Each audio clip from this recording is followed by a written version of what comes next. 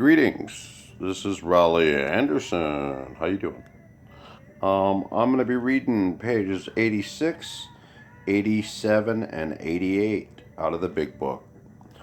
These are 3 pages that a lot of people are told to read, and it has a couple prayers and a couple good things in it about what we should do at night and during the day and things like that. So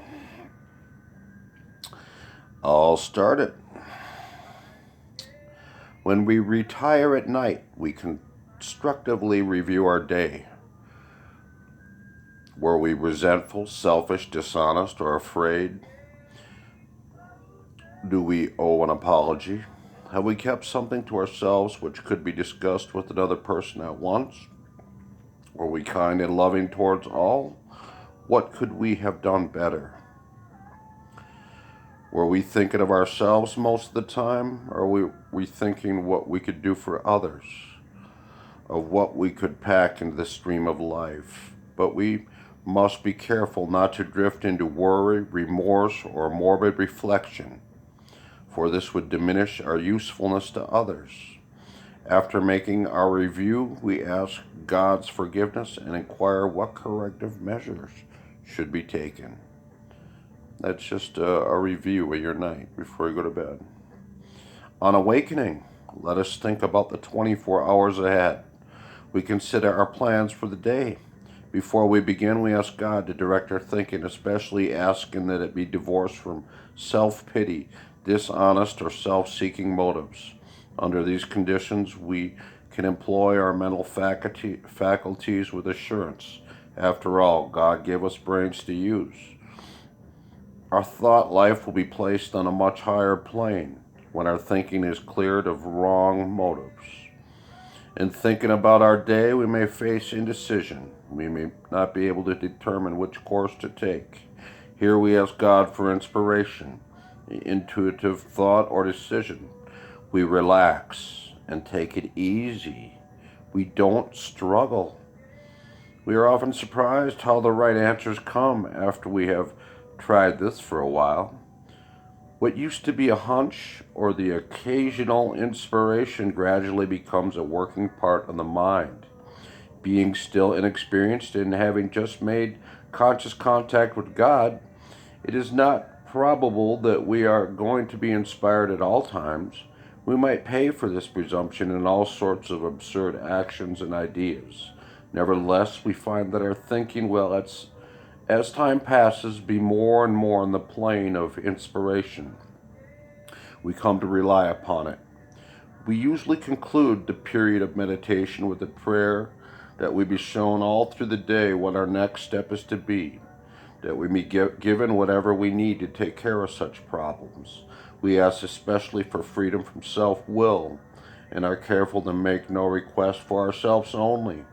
We may ask for ourselves, however, if others will be helped.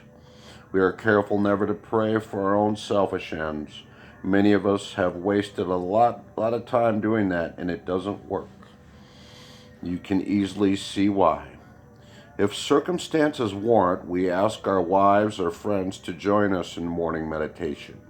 If we belong to a religious denomination which requires a definite morning devotion, we attend to that also. If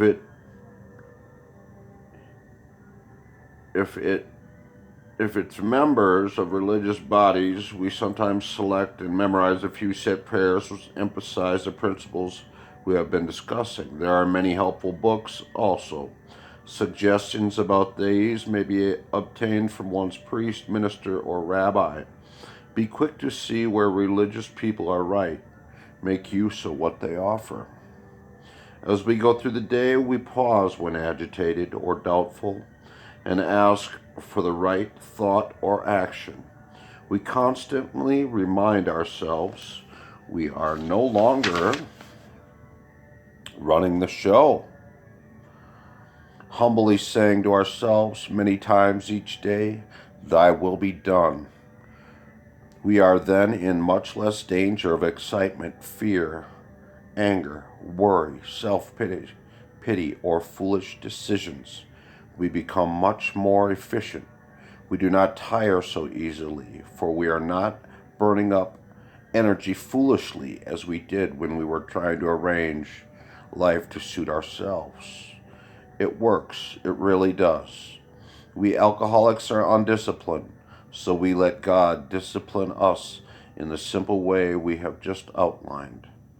But this is not all. There is action and more action. Faith without works is dead. Thank you very much. That is page 86, 87, and 88. And there's the third step prayer and the seventh step prayer. You can look that up.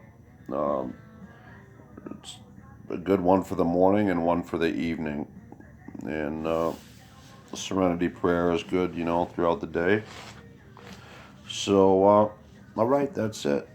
Page 86, 87, and 88 out of the big book. So have a groovy day. Get a sponsor. Get to some meetings.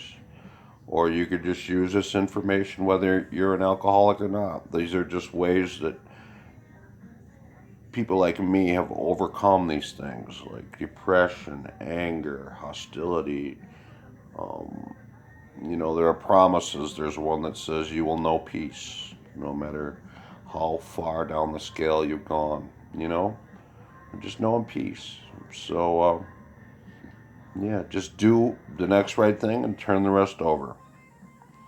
So, peace out. Take care. Bye-bye.